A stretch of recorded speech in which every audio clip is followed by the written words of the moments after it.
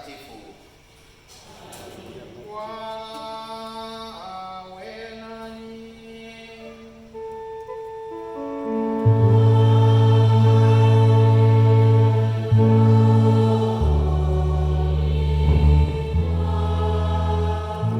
Ya kupaa kwa Bwana mbinguni.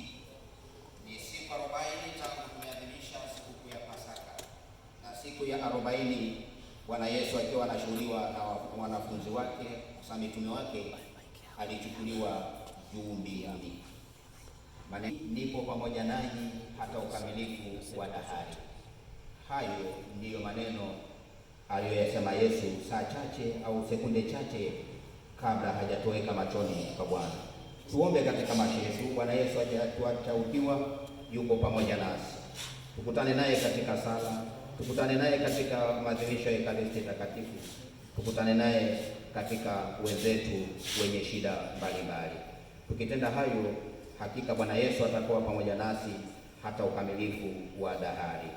Katika adhimisho hili la misa takatifu tunaungana na Mkristo kwa starehe, kwa amani.